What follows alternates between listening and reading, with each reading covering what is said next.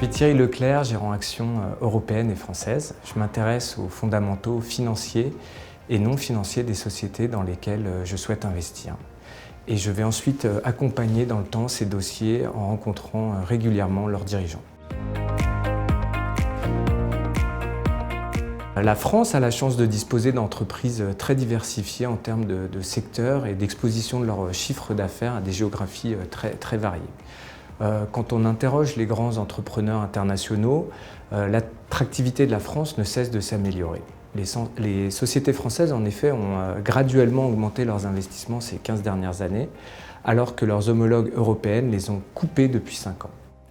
Comme le disait le chancelier allemand Helmut Schmidt en 1974, les profits d'aujourd'hui sont les investissements de demain et les emplois d'après-demain. Nous sommes convaincus de pouvoir surperformer dans le temps grâce à une approche fondamentale orientée croissance qui se focalise sur l'analyse financière et non financière du potentiel et des risques des sociétés dans lesquelles nous investissons. L'ESG, donc l'environnement, le social et la gouvernance, nous permet dans notre travail d'analyse fondamentale de ne pas voir que la partie émergée de l'iceberg, mais aussi un peu la partie immergée. Pour mettre en place nos convictions, nous limitons le nombre de titres en portefeuille, en gros 35 à 40 titres. Nous sommes agnostiques à l'indice, c'est-à-dire qu'on ne regarde pas le poids de l'indice pour prendre nos décisions de pondération dans notre propre portefeuille, et nous n'avons pas recours aux produits dérivés.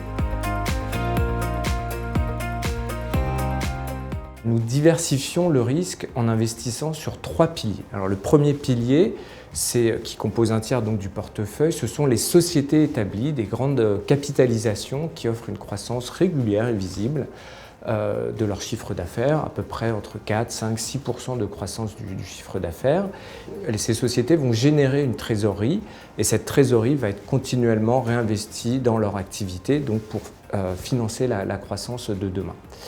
Le deuxième tiers du portefeuille, ce sont des sociétés en transition.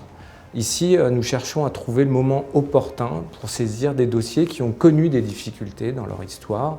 Et des nouveaux dirigeants, souvent ce sont des nouveaux dirigeants qui vont adresser les problématiques passées courageusement, parce que souvent il faut prendre des décisions courageuses pour améliorer l'activité globalement. Là, l'effet peut être double en termes de performance, c'est pour ça qu'on s'intéresse à cette catégorie aussi dans le fond.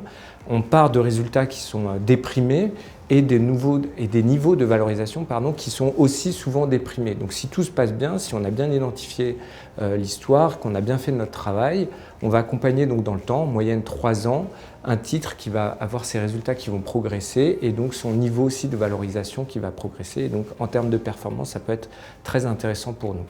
Le dernier tiers, c'est des sociétés à potentiel. Donc là, on parle vraiment de petites et moyennes capitalisations, des sociétés qui sont en forte croissance, qui investissent beaucoup, qui ont souvent une R&D, donc une recherche et développement un peu important justement pour financer cette croissance, qui sont vraiment dans une phase de conquête de parts de marché à l'international avec des nouveaux produits, des nouveaux lancements.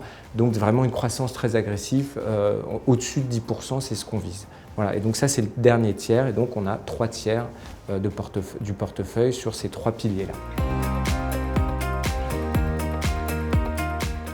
Investir dans Mandarine Opportunité, c'est s'exposer à ce que nous pensons être les meilleurs dossiers de la cote française en termes de couple rendement-risque. Donc ça c'est nous bien sûr avec notre travail d'analyse financière qui pensons ça. C'est le gérant, donc c'est moi qui vais prendre les décisions, c'est moi qui personnellement fais le travail d'analyse financière et extra-financière, qui épluche tous les dossiers, qui veut rencontrer les managements. Alors bien sûr chez Mandarine on a des collègues, des analystes financiers, des analystes extra-financiers qui nous aident, mais c'est moi qui fais tout le travail, qui centralise ce travail pour éviter justement la dispersion et que le portefeuille ait une cohérence, une cohésion dans le temps et que les dossiers donc soient bien pilotés dans le temps.